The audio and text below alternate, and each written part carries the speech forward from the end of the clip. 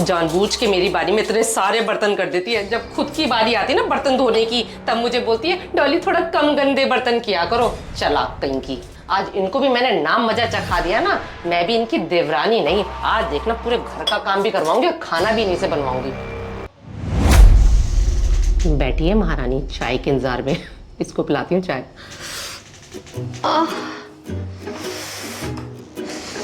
ओह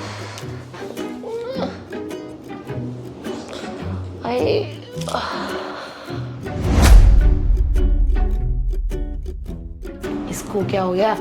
अभी तक तो ठीक थी, नौटंकी बाज। क्या हुआ डोली? पता नहीं दीदी, एकदम से कैसे चक्कर आने लगे। मैं तो आराम से बर्तन धो रही थी। गर्मी ज्यादा है ना किचन के अंदर, बर्तन भी थोड़े ज्यादा ही करे हुए थे आपने। दीदी आज ना खाने की बारी मेरी है, आप खाना बना देना आज दोपहर का। मुझे चक्कर थोड़ा ज्यादा ही आ रहे हैं। रहने दे, मैं भी खूब जानती हूँ तेरे पैतरे। परसों जब मामा जी आए, मैंने तुझे बोला 5 आदमियों को खाना बनाना है, थोड़ी मेरी किचन में हेल्प करा दियो। तूने फट मेरे मुंह पे मना कर दिया। दीदी रात के खाने की बारी तो आपकी है, आप ही देख लेना। तो मैं क्यों करूँ तेरा काम? बड़े छोटे का तो कोई लिहाज ही नहीं है, बात करती है। हाँ तो ये खाने की बारियां, ये रूल्स आप ही ने तो बनाए हैं। आपने भी देखा है जब मेरी लंच की बारी होती है ना, कोई मेहमान आ जाए उस टाइम, तो फट जाके उनके साथ जम के बैठ जाती हो और अंदर बैठी बैठी उनके साथ ऑर्डर जमाती हो। डॉली जरा पकोड़े बना देना, थोड़ा रायता भी डाल देना। खूब जानती हूँ मैं आपके भी पैतरे। अच्छा जी, मैं जानती नहीं हूँ तू कितनी चालाक है। परसों जब मेरे भैया भाभी मम्मी जी का पता करने आए थे तो 2 फ्रूट लेके आए थे। तूने फट अपनी मम्मी को फोन घुमाया कि मम्मी जी कल जब आओ तो 1 फ्रूट एक्स्ट्रा ही लेके आना। इसीलिए तेरे मम्मी पापा कल जब फ्रूट लेके आए तो 3 फ्रूट लेके आए थे। तुम तो बहाना ढूंढते हो किस तरह जेठानी को नीचा दिखाए। अच्छा जी, पहले तो मुझे शक था कि मेरे दरवाजे के बाहर कान लगा के आप सुनती हो। अब तो मुझे यकीन ही हो गया कि सारी बातें आप मेरी सुनती हो, कि मैं मम्मी से क्या बात करती हूँ, मैं पापा से क्या बात करती हूँ। कितनी चालाक हो ना आप। तुझसे तो बात ही करनी बेकार है महारानी। आपसे भी कोई बात नहीं करना चाहता जेठानी जी। जाओ काम कर अपना। आप करो अपना काम।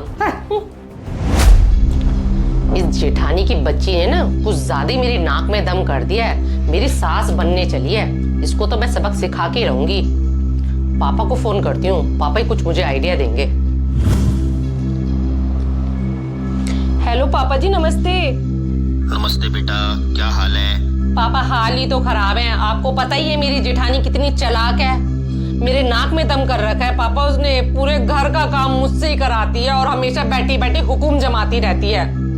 ओहो बेटा, तू चिंता मत कर, मेरे पास ना एक चमत्कारी पानी है जिससे तेरे सारे दुख दर्द दूर हो जाएंगे। अच्छा पापा? हाँ बेटा, लेकिन उसको कैसे यूज करना है मैं तुझे बता देता हूँ। देख बेटा, जब भी तेरी जेठानी तुझसे बहस करे तो तू उस पानी को अपने मुंह में भर लियो, और जब वो चली जाए ना तभी तुझे उस पानी को पीना है। और बेटा फिर देखियो इस चमत्कारी पानी का चमत्कार। अच्छा पापा, तो पापा जल्दी से मुझे ये पानी भेज दो। हाँ बेटा, मैं आज ही भिजवा देता हूँ। ठीक है पापा, ठीक है। चलो ओके बेटा। बाय पापा, बाय, थैंक यू।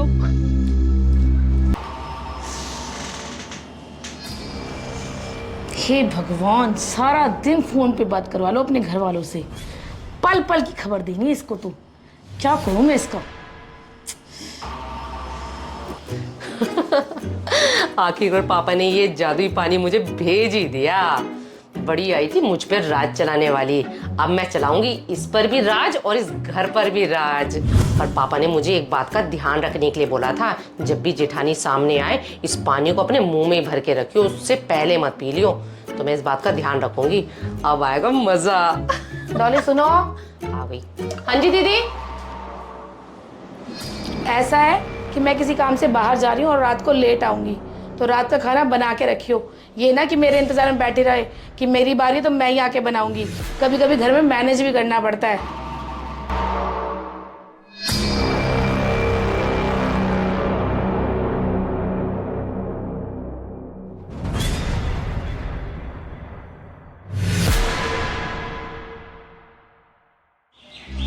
पता नहीं से आज क्या हो गया है, ये तो एक के बदले 4 जवाब सुनाने वाली है।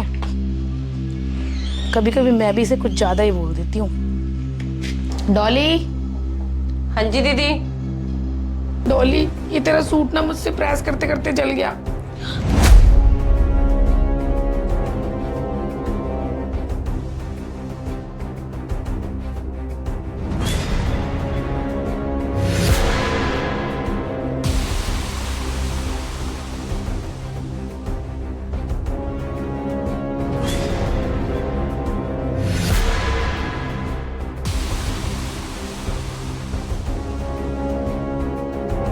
पता नहीं डॉली को क्या हो गया है। मुझे कहीं से लगता ही नहीं ये मेरी वही देवरानी है जो बात बात पे मुझसे लड़ने को आती थी। कल मैंने इसे रात का खाना बनाने के लिए बोला, इसने पलट के जवाब तक नहीं दिया, और आज तो मैंने इसका फेवरेट सूट ही जला दिया।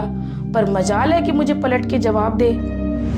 मुझे लगता है ये हमारे रिश्ते को एक नया मौका देना चाहती है, तो मुझे भी इसका साथ देना चाहिए। जब ये छोटी होके ऐसी बात सोच सकती है तो मुझे बड़े होके इससे माफी जरूर मांगनी चाहिए। वैसे एक बात है, जब से पापा ने ये जादुई पानी मुझे दिया है, मुझे अंदर से ना बहुत ही ज्यादा रिलैक्स लग रहा है और घर में भी बहुत ही ज्यादा पॉजिटिविटी लग रही है।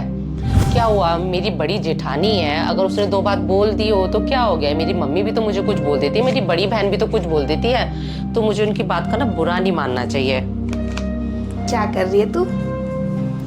बैठो दीदी। डॉली, मुझे माफ कर देना।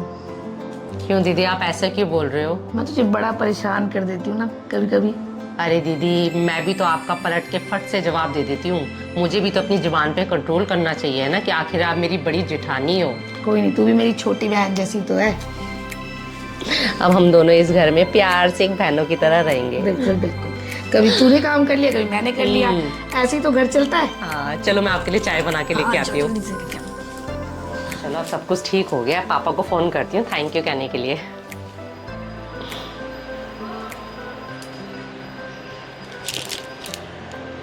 हेलो पापा।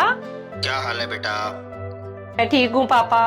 पापा, आपके जादुई पानी ने ना कमाल ही कर दिया। मेरी जेठानी तो बिल्कुल ही सुधर गई है। मुझे तो ऐसा लग रहा है कि मेरी बड़ी बहन हो। बेटा एक बात बोलूं, मैंने तुम्हें कोई जादुई पानी नहीं दिया था। ये तुम्हारे रिश्ते सिर्फ तुम्हारे चुप रहने की वजह से ठीक हुए हैं। अब जब तुम्हारी जेठानी तुमसे बहस करती थी तो तुम इस पानी को मुंह में भर लेती थी, तो वो बहस वहीं पर खत्म हो जाती थी। देखो बेटा, जिंदगी में हमेशा एक बोले तो दूसरे को चुप रहना चाहिए। इसी तरीके से रिश्ते चलते हैं। पापा, आप बिल्कुल ठीक कह रहे हो। पापा, मैं ही गलत थी। जब भी दीदी मुझसे बात करने के लिए आती थी ना, तो मैं उनका एक बात का 2 बात जवाब पलट के देती थी। मैं गलत थी पापा। और कभी भी टकरार हो रही हो तो एक को चुप कर जाना चाहिए, और मैं तो वैसे भी छोटी हूँ ना पापा। थैंक यू पापा, मुझे इतनी अच्छी बात सिखाने के लिए। अब मैं अपनी जेठानी से कभी भी नहीं लड़ूंगी पापा। एक अच्छी छोटी बहन की तरह बन के रहूंगी उनके साथ। गॉड ब्लेस यू बेटा।